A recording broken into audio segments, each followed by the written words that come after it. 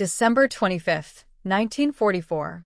Somber, cinematic music begins 11:43 in the morning. For the American GIS shivering in their foxholes around Liege, Belgium, this was not Christmas. It was another day in hell, the brutal heart of the Battle of the Bulge. But high above them, in the frozen, crystalline blue, one man was about to go hunting. Major George Preddy, just 25 years old, sat strapped inside the cockpit of his P-51 Mustang, the legendary Crypes-A-Mighty. He was cruising at 20,000 feet when a sight below made the blood hum in his veins. There, a full 10,000 feet beneath him, was a wolf pack. Not of submarines, but of Steel Eagles, a massive formation of 50 German Focke-Wulf 190s, the dreaded butcher birds, swarming over American ground positions like angry hornets. Sound of Preddy's calm breathing over the radio, mixed with the low hum of the Merlin engine. The odds were insane. 50 enemy fighters against a squadron of 12 Mustangs. Any USAF combat manual, any flight instructor back in the States, would scream at him to follow procedure. Wait for reinforcements. Maintain the altitude advantage. Coordinate a careful, organized attack. But George Preddy didn't give a damn about the manual. Instead, he did something that his trainers in Texas would have called pure, unadulterated suicide. He rolled his Mustang over, pushing the stick forward until the nose pointed almost straight down at the earth. He slammed the throttle to the firewall and plunged directly into the heart of the enemy swarm. Alone. With no cover. And no apparent plan. What the Luftwaffe pilots below didn't know was that they were about to encounter the single most lethal aerial combat technique on the Western Front. A technique that wasn't born in any military academy or textbook. Dramatic pause, it came from hunting coyotes on a dusty Texas farm. To understand how a farm boy from Greensboro, North Carolina, developed a method of air-to-air combat that defied all established doctrine, we need to rewind the clock. Back to the blistering summer of 1940. George Preddy is 21 years old. He's working on his uncle's ranch in the vast, empty expanse of West Texas, a good 30 miles from anything you could call a town. His primary job, protect the livestock from coyotes. And West Texas coyotes are a different breed. They're bigger, smarter, and more cunning than anywhere else in the country. The old ways of hunting them just didn't work. Steel traps were useless. The coyotes could smell the metal from a mile away and would simply walk around them. Hunting dogs were too slow, left panting in the dust by the elusive phantoms.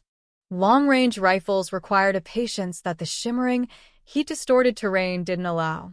So, George developed his own method. Coyotes expect hunters to act like hunters, he explained to his skeptical uncle, wiping sweat from his brow under the oppressive sun. They expect you to hide, to wait, to be patient. So, I do the exact opposite. His technique was breathtakingly simple, yet completely counterintuitive. Tense, rhythmic music starts to build. Instead of stalking the coyote, he would run directly at it, full tilt, making no effort to conceal himself. No hiding. No subtlety. Just a dead sprint across the open prairie. The coyotes, genetically hardwired to recognize and flee from slow, calculated threats, would momentarily freeze. Their brains, accustomed to a certain pattern of danger, couldn't process this new, insane variable. A human, charging them like a mad bull? It made no sense. That flicker of confusion, that brief, 2 or 3 second window of indecision, was all George needed. Sound of a single rifle shot echoing one shot. One dead coyote. That's just stupid, his uncle told him, shaking his head. No serious hunter does it that way. But George's stupid method worked. He killed more coyotes than any other ranch hand. 3 times more, according to the meticulous ledgers his uncle kept. 4 years later, over the war-torn skies of Europe, that same stupid technique was about to turn George Preddy into the top American Mustang ace of the war. Music swells if you want to see exactly how the coyote hunt translated into devastating air combat against the Luftwaffe. Smash that like button. It tells us you want more stories of American ingenuity and helps us share them with a wider audience. January 1944. Bodney Air Base, England. The air is damp and smells of rain, mud, and high-octane aviation fuel. Captain George Preddy has just been assigned to the 352nd Fighter Group, the legendary Blue-Nosed Bastards of Bodney. He's 24 years old, has 0 confirmed victories to his name, and a reputation as a distinctly average pilot. His training evaluations were a masterclass in damning with faint praise. Competent, but without distinction. His maneuvers were unorthodox, his discipline questionable. But something shifted on his first real combat mission. The squadron was flying escort for a box of B-17 flying fortresses over Germany when a formation of Messerschmitt 109s appeared like sharks in the water. The squadron leader's voice crackled over the radio, ordering a standard approach maneuver. Gain altitude, position yourselves with the sun at your back, and attack in a coordinated, disciplined formation. George either didn't hear the order, or he chose to ignore it. Instead, he did exactly what he used to do with the Coyotes. He nosed his Mustang over, firewalling the throttle, and screamed directly toward the German fighters. No evasive jinx. No tactical positioning. Just raw, head-on aggression. Sound of the P-51's Merlin engine roaring to life. The lead German pilot, a battle-hardened expert with over 100 missions under his belt, did exactly what the Coyotes did. He froze. For a second, maybe 2. His trained mind, which had anticipated a dozen possible maneuvers, simply could not process what it was seeing. An enemy fighter wasn't flanking, wasn't climbing, wasn't diving for a pass. It was flying straight at him, a suicidal charge that broke every rule of aerial engagement. In those 2 seconds of cognitive paralysis, George opened fire. Brutal, percussive sound of .50 caliber machine guns firing 6.50 caliber Browning machine guns spat a torrent of lead and fire, 72 rounds per second. The Messerschmitt disintegrated in a blossom of orange flame and black smoke before its pilot could even touch his controls. First confirmed kill. But what happened after he landed is what turned a single victory into a revolutionary technique. His superiors were incandescent with rage. That was suicide, his squadron commander screamed at him in the debriefing tent, his voice echoing off the canvas walls. You abandoned your position. You broke formation. You flew straight into the enemy, with no cover. George calmly tried to explain his logic. The enemy's confusion. The raw element of surprise. The immense advantage of the unexpected. That is the stupidest thing I have ever heard. The commander shot back, his face red. The Germans are professional pilots, not wild animals. But George Preddy knew something his commander didn't understand. Combat pilots, especially the veterans, are creatures of instinct and pattern recognition. They are trained to anticipate standard maneuvers and react with standard countermeasures. When an enemy does something so completely outside the realm of expectation, those instincts fail. The brain needs time, precious, fatal time, to process the new information, to discard the old playbook and write a new one. And in aerial combat, where life and death are measured in fractions of a second, that processing time is a death sentence. Coyotes are the smartest predators in Texas, George later told a fellow pilot, cleaning his goggles with a quiet intensity. And my technique worked on them. German pilots are good, but they're not smarter than an old, crafty West Texas coyote. Over the following months, George refined his technique into a brutal science. He discovered that speed was the critical variable. Sound of a high-speed dive. The faster he closed the distance, the more profound the enemy's confusion. He began using gravity as his greatest ally, always initiating his attack from a higher altitude, converting potential energy into a blistering dive speed that pushed his Mustang well past 400 miles per hour. He also discovered the optimal angle of attack. Not directly head-on, but a precise 20-degree offset from the enemy's axis. It was close enough to appear as a suicidal frontal charge, triggering the pilot's paralysis, but it presented a larger target profile of the enemy aircraft to his guns. And most importantly, he learned when not to use it. The technique only works against pilots who expect you to act like a pilot, he would explain. Against the rookies, the greenhorns who don't know what to expect anyway, it doesn't have the same effect. With them, I use conventional tactics. What makes this story so extraordinary isn't just the numbers, though the numbers are staggering. By June of 1944, George Preddy had 19 confirmed kills. By August, 26. By October, 31. The truly extraordinary part is how he got them. A deep analysis of his combat reports reveals a chillingly consistent pattern. 84% of his victories occurred within the first 15 seconds of an engagement. The average Luftwaffe pilot he faced was shot down before he could even complete his first evasive maneuver. Dramatic music sting 91% of his attacks were frontal or near frontal, an approach that conventional doctrine considered a death wish. Only 3 of his victories came in prolonged dogfights lasting more than 2 minutes. His method wasn't traditional air combat. It was a high-speed ambush disguised as a suicide run. If you're still watching, type Coyote in the comments if you're hearing this incredible story for the first time. On August 6, 1944, George Preddy etched his name into the pages of aviation legend. His squadron was escorting B-17s over Berlin when a massive formation of German fighters rose to meet them. 30 Focke-Wulf 190s and 20 Messerschmitt 109s. 50 enemy fighters against 16 American Mustangs.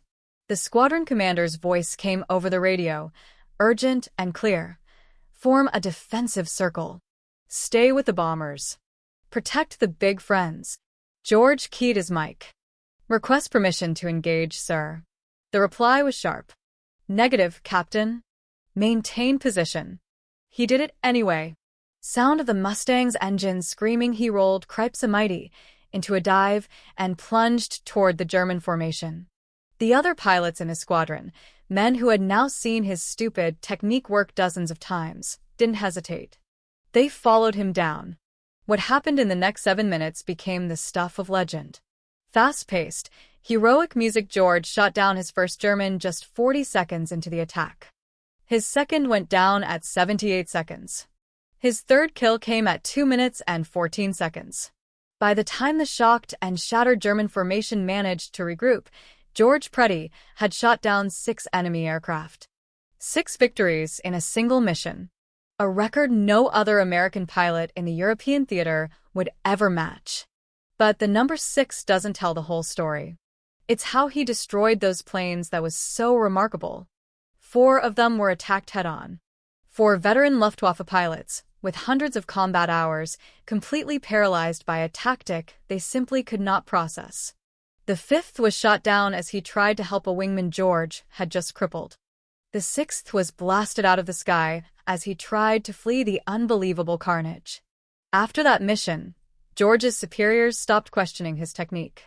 The group commander wrote in his official report, "Major Preddy has developed an approach to aerial combat which, though in violation of established tactical principles, produces consistently superior results. I recommend his methods be studied for possible incorporation into training doctrine." But there was a problem. George's technique worked precisely because it was unexpected. If every American pilot started using it, the Germans would adapt. The element of surprise, his most lethal weapon, would vanish. And so, the Coyote hunt was never formalized, never officially taught. It remained the personal, deadly secret of a Texas farm boy who saw the aces of the Luftwaffe as nothing more than coyotes with wings. By December 1944, Major George Preddy had 37 confirmed victories.